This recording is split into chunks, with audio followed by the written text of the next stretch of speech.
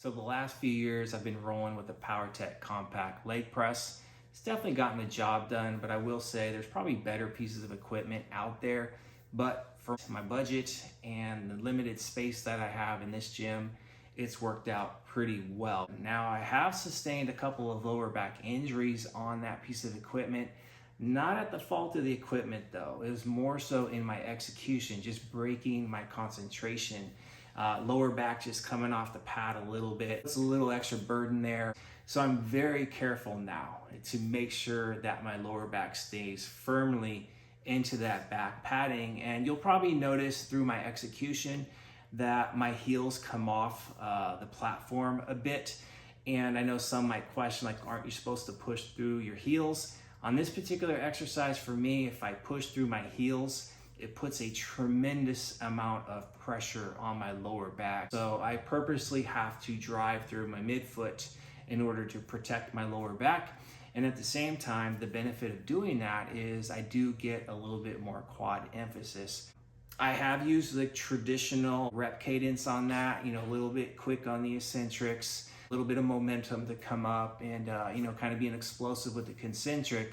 What's happened by doing that is, of course, those two lower back strains, just because I can't keep enough concentration, I should say.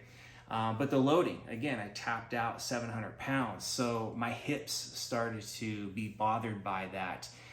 So what I've been doing the last few months, maybe the last year, been doing slow eccentrics, so roughly 3 seconds down, and getting a lot of tension through the eccentrics. So getting a little bit more of the benefit because of that tension. And then I pause at the bottom and make it a dead stop. And then the concentric is that much harder because I don't have any momentum kind of going back the other way. And it's really controlled. And by doing it in this fashion, I'm able to limit the loading. Before I was using like 700 pounds with normal rep cadence. So imagine 700 pounds on my connective tissue.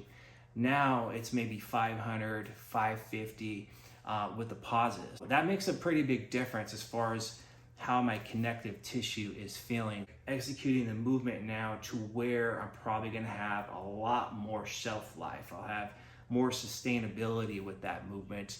And visually, I haven't noticed any differences by changing the approach with the exercise. And there's a reason why I've been able to last 37 years and things like that, where just kind of modifying an exercise, whether it's rep speed, range of motion, pauses, using lighter loads, like things like that can go a long ways towards extending out your career. When it comes to rest times, I don't clock watch or anything like that. I basically go when I'm ready to go. I want to make sure that I'm capable of creating the same type of output set to set. And if I'm not taking enough rest, then obviously I'm going to be winded and I'm not going to perform all that great. Get enough rest to where I feel like I can get after it again.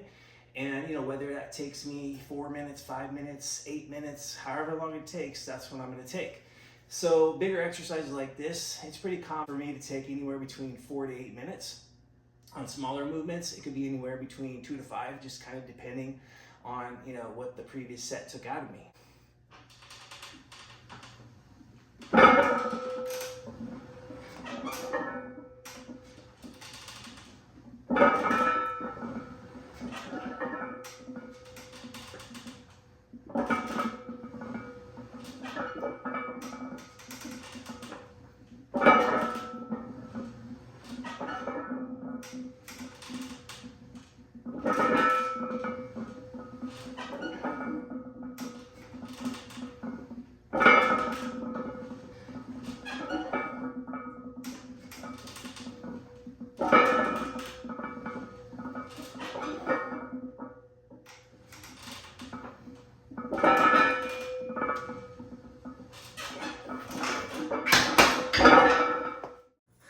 So it definitely gassed me out. 3 sets of 8, breathing kind of heavy, but you'll notice that I stayed in control. I didn't grunt, scream too much. I kept a lot of my emotions inside. That way the energy went straight to where I want it and allowed me to keep that concentration so I don't break form, break technique. So good mind-muscle connection. So even though it was 3 sets, very challenging. Obviously, moving 580 pounds, I'm sure some of you can probably move more, but for me, 580 pounds is quite a bit. And you know, to get 3 hard sets, you're gonna get a lot out of that. So I don't fear like only doing 3 sets of quads today, because the stimulus was pretty ideal. So I'm pretty confident my legs aren't gonna go anywhere, especially, you know, while I'm dieting down right now. So I use wraps on this exercise. I don't really prefer knee sleeves, just because with wraps, you can take them on and off a lot easier, you know, in between sets. And I can control how much tightness I want on it as well. And as far as prevents hypertrophy, you know, my thought is, you know, regardless of the equipment that I'm using, if it allows me to train a little bit safer, not just physically, but mentally, you know, I feel safer, then I'm gonna push myself a little bit more so. You know, if I feel insecure, I'm not gonna wanna push as hard. Like whether I use knee sleeves or not, you know, you're training from a certain baseline, and the goal is always to try to increase performance, whether it's increasing the loads over time, increasing the reps, maybe adding a set here or there. Like, you're always trying to find ways to perform better, to get more out of the exercise. You know, anytime I change the approach with something, I kind of just look at it as a new baseline that I'm starting from. And regardless, we're still training. You know, as long as you're putting effort in, so it's not like you're gonna shrink. Your intent, you're trying to improve from baselines, you're gonna be okay. Well, at least one of you probably gonna ask, what are these big bulky things doing on here? And what this is it's padding with some silver tape, and these corners of the platform, they are extremely sharp. So when you have a 10-year-old running around playing in here, you know, it's pretty scary as a dad to think what could happen if he fell on that. So just have to kind of improvise, put some padding on there, and be a smart parent. Keep your kids safe. My hamstrings are arguably my best body part, so I don't require a lot of work. So typically it's around 2 sets. Pretty close to failure on this, and by doing the leg curl ahead of the hyperextension, ahead of RDLs, it's actually been a little more favorable for me. When I'm doing RDL and hyperextension first, because there's a lot of eccentric focus on those movements, it really does fatigue my hamstrings quite a bit. So by the time I get to leg curl, I just don't have a lot of gas left. So by putting those leg curls first, I can really get good performance there, and it doesn't really gas me too much. So it just doesn't have as much carryover into the RDL versus, you know, the RDL into a leg curl. So that's been kind of the game changer for me to get the most out of my hamstring training.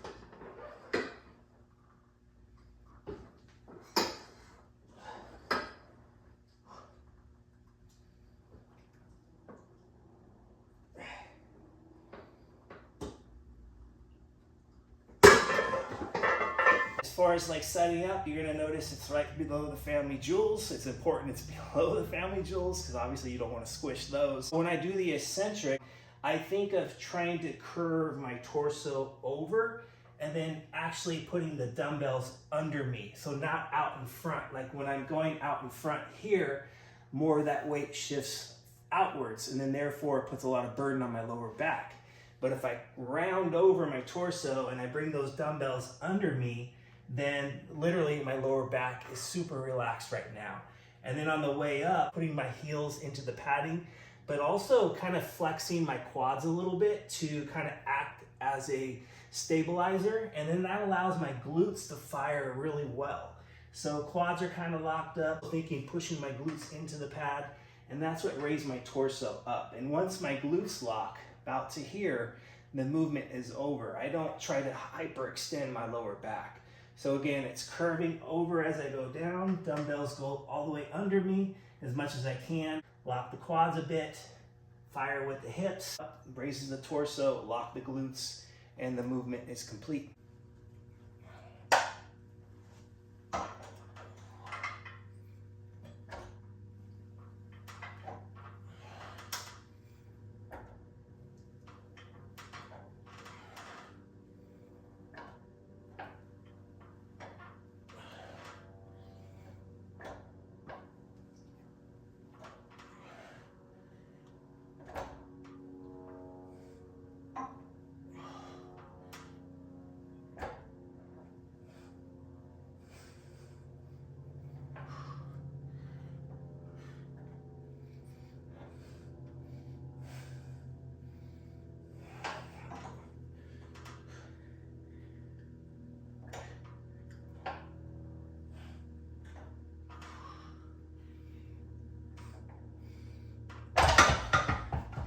Last time I told you guys I wasn't gonna skip calves. I'm gonna do that today. And I usually don't, but the reason I'm doing it today is my son, when I first came out here, he wanted to hang out, and he kind of knows when I'm out here that I tend to take my training a little more seriously, so he gives me my space and he's being patient.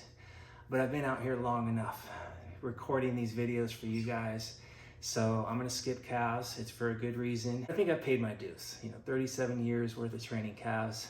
I think it's okay if I skip them this time, especially if it means I'm gonna spend a little time with my son. So hopefully you guys enjoyed this. See you guys maybe next week with upper body.